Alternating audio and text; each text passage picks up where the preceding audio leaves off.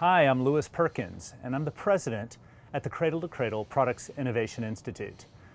We're a global organization based in the US and the Netherlands who's tasked with creating a prosperous economy where safe materials can be intelligently cycled with a positive impact on humans and planet. So today I want to talk a little bit about home, planet Earth.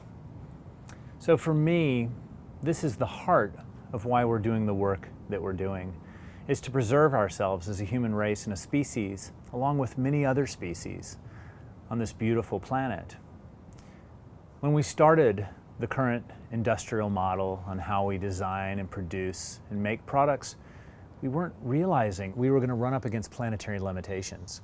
We didn't know that we were going to run out of particular resources, or that we would be having such a negative impact on our planet. And so for me, the work really is about not only how do we preserve ourselves as a species on this planet, but looking through the lens of creativity, prosperity, and abundance. When you look to nature, everything is a nutrient for a new cycle. There is no such thing as waste. Toxicity is assimilated within the system. It's designed that way. So what if we were to actually design and produce and use and take back and reuse products and materials in the same way that nature does? In effect, we wouldn't just have a less bad impact on our planet, but can have a more good impact. And that's at the heart of Cradle to Cradle. And that's what we're here to create today within the circular economy, is a system for which we have safe materials, intelligently cycled, inside of systems. Let's talk a little bit more about creativity, because for me, so often I hear in my work, well, we just need to make less. We just need to produce less. We need to have less negative impact. You know, this is a problem because there's too many people buying too much stuff. And I think that's certainly part of the equation as we look at the mindfulness of our relationship to physical objects and to owning and possessing things. But that's really another conversation. The conversation that I want to have is around how do we address the impact that the products we do make have, whether we're making 5 or 5 million or 5 billion units of that product. There's an impact. So what we want to do is actually look at how can we retool the way we make things in a way that each part of the production cycle of that product and material has value that is actually giving back. Cradle to Cradle is a design philosophy. It's based on 3 core principles. 1, let's eliminate the concept of waste. 2, let's produce all products with the most renewable energy sources possible. And finally, let's celebrate the diversity of all products and materials, where they're made, how they're made, and what they'll be intended for. When we apply these 3 principles to design thinking, we come up with Cradle to Cradle. So what is Cradle to Cradle, you ask? Well, it's a circular model as opposed to a linear model of take, make, and then what?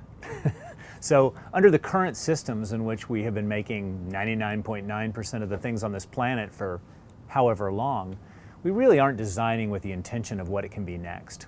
You know, it's a chair, it's a shirt, it's an iPhone. It's designed to be that object. It's not designed to be anything but that object.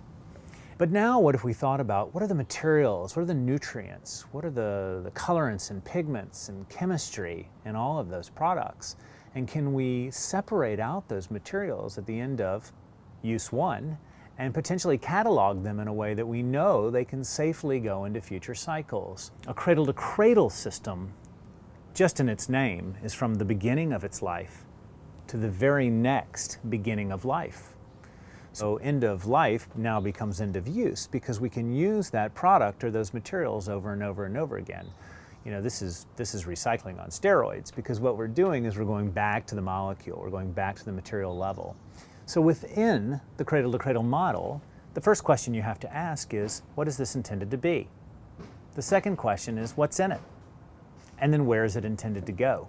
So in the last question we ask ourselves, there's only 2 answers. This is either safe to go into a biological system, back to the earth, or this is safe to go into a technical system.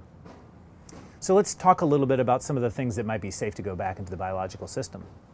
Well, For instance, cleaning products. We are cleaning our homes, we're washing them down the sink and down the drain when we're done. Are they safe to go into the water systems? Where's that water going to go next? Is that going to have a positive impact on our ecosystem, or will that have a negative impact? That's an example of a question that we need to ask.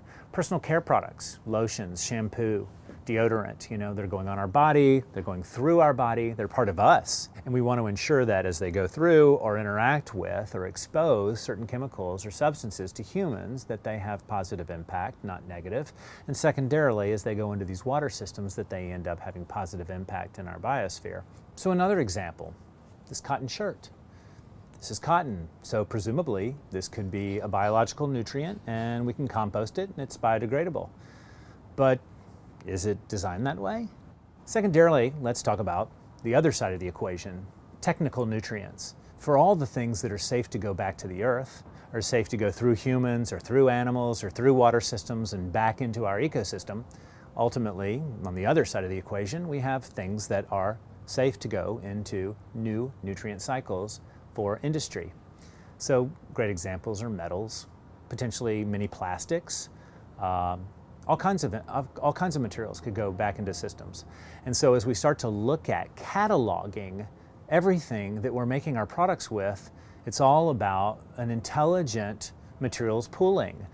So everything's identified as potentially a high value material, and we know where it has started and where it can go next. So imagine if the buttons off this shirt, for instance, were actually a highly desirable polyester material to go into the automobile industry for engine parts or some type of other polyester use, maybe in carpet, So we're starting to think this isn't just about a circular economy of closed loops. We actually are advocating for any high value use of that material in a second, third, fourth use and ongoing.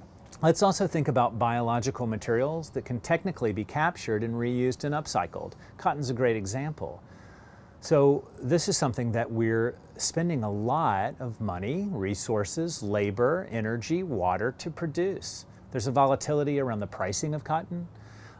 We don't always know what the yield will be year to year. So potentially we should start looking at collecting a lot of this material on the back end and finding a way for it to upcycle back into other textiles, offsetting our dependency on 100% virgin cotton and blending it potentially with other types of fibers and materials. So there's some great innovations that are happening right now to look at that very equation of how do you take cotton and potentially mechanically blend it back into a yarn, or chemically, you could turn it into a cellulosic, rayon-like fabric that could also be blended. So these are all the types of equations and thoughts, and that's just one example.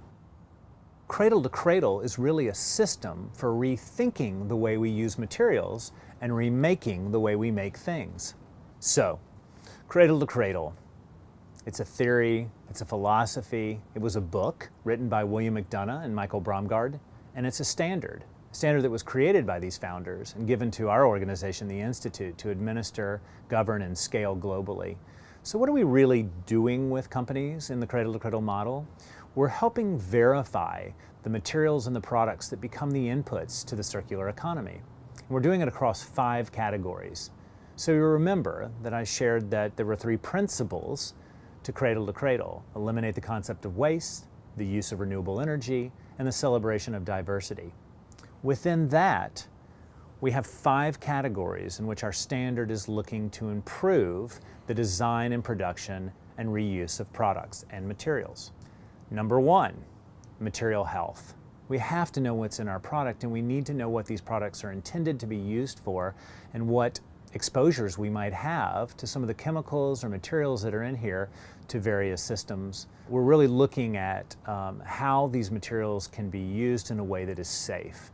And so the Cradle to Cradle material health philosophy and the standard itself is really looking at optimizing materials so that we have not only just known what's in our product and eliminated chemicals of concern, but potentially we want to assess what the product is going to be used for, and then we want to, when necessary, reformulate or replace with positive chemistry. Secondarily, we're looking at material reutilization. Products are being created and designed for material take-back. That's going to exist whether it's a product that's going to go into the biosphere, as I mentioned earlier, personal care products, cleaning products. But then there's other products that are attached to that, like packaging. We don't want that back into the biosphere. We want to separate out those two parts of the product, and the packaging needs to come back as a technical nutrient. So packaging, metals, polymers, plastics, glass, etc. We're looking at how all these types of nutrients and materials become high value going into a future cycle. That means we need to agree on the materials that are the most high value. We need to work together as an industry and a collective of industries to use similar materials, and then to start creating economic engines whereby we can place value and monetize the reuse of those materials. That's the circular economy. The third, fourth, and fifth are really around the production of the product. The first one is renewable energy. We want to ensure that in the future, everything we're making is made with not only renewable energy, but potentially the equation of how we're producing it gives back to the grid. Our vision for the fourth category is around water stewardship. And what we aim for there is that water coming out of systems is cleaner than it was going in. Sometimes it's about how much water is being used, particularly if there's water scarcity issues in the region in which you're making the product. But ultimately, what we want to ensure is that the flow, the circularity of the water is cleaner going out than it was coming in. So it's very closely connected to material health. What are the materials going into the water systems? What are the chemicals that we're adding to the water systems, whether that's through dyes, processing chemicals, other additives, or just materials that are ending up in the effluent? And the ultimate vision would be that you could be producing cleaner water for local people to potentially have as a source, particularly in regions where we are making a lot of our products and we have scarcity issues around available clean and healthy water. And finally, the last and fifth is also extremely important, and that is human beings. How are we treating the humans who are making our products? Are we paying them a fair wage? Have we looked at the education systems locally, and are we supporting that? Are there better processes for women in management? Are there ways in which we're honoring and celebrating the humans who are making our products? And so again, back to that equation, if you are looking at a facility that's producing more renewable energy than it needs, whose water is cleaner coming out than it was going in, and whose factory workers are paid a better wage and have a better quality of life and better programs locally, and the community is healthier and more vibrant as a result of this production facility that's creating these positive jobs, then I think all of us would volunteer to have these kinds of factories and plants in our own communities. That's the vision of Cradle to Cradle, and it's what we're doing currently with over 300 companies that have been working on this, many of them for over 2 decades, on how to redesign and retool and reformulate all aspects of their product design and production to meet these guidelines. But we've just barely started this work. You know, our 300 needs to be 300,000 or 300 million. I mean, we're looking at attracting all companies that are making things globally to be a part of this system. So how are we doing it? Well, in addition to the standard and providing it to our trained assessors and consultants, we've also created a few key initiatives to really drive demand and start to solve problems. And we do that in communities around sector initiatives. So the first one is Fashion Positive, and it's focused really on bringing together a collective of brands and suppliers who are interested in building a materials library for the very key building blocks that are needed and oftentimes missing to build the circular economy. So brands are joining us to be in working groups on fibers, trims, buttons, zippers, dyes, processing chemicals, yarns. You know, we're working together, and we're doing this as a collective because we don't think sustainability is a competitive advantage. We think that working together on these initiatives is where we can truly accelerate. Secondarily, we're working in the built environment. We launched an initiative called Built Positive. And Built Positive is really around bringing together owners, developers, architects, designers, anyone who's making decisions around what products are going into buildings and interiors of buildings as material banks. So imagine if a building, just like an apparel item, could be cataloged as a series and collective of building blocks, and everything was a nutrient for a future cycle. So buildings can be built that way, and we're building the cases for how Built Positive is going to bring more and more developers and owners, architects and designers into a community of specifying cradle-to-cradle products to go into buildings. And ultimately, we hope that's going to drive more and more manufacturers of the inputs of buildings. And that's everything from the construction materials down to the carpets and furniture and paint and lighting, everything that goes into a building. We see this as high value for the circular economy. And also, it just makes sense. We start to build buildings that can be refashioned, remade, and renovated in a way that makes a lot more efficiencies within the system and retains the value within the system. So with that being said, this is a movement. This is a movement of a future of positive products with positive impact for our planet. We feel very passionate and we invite everyone to join this work with us. So for more information, you can go to our website at c2ccertified.org and find out more about how to get involved. Thanks so much.